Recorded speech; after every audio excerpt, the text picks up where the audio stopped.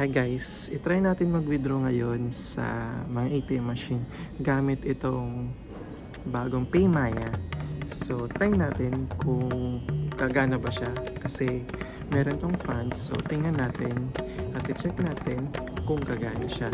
Kasi di ko alam kung gagana. Kasi as a traveler, kasi mabilis mag-transfer dito ng funds. So, as a traveler, kailangan natin to kasi mabilis mag-transfer ng funds.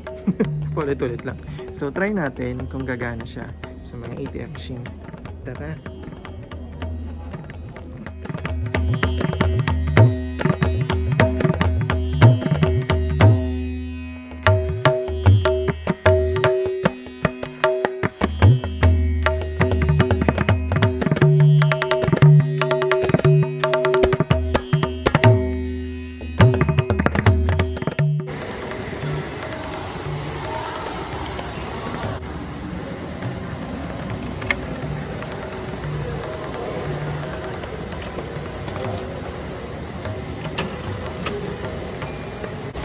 Ayan guys, nakapag-withdraw tayo and 18 pesos lang po yung charge ng PayMaya dito sa Citibank.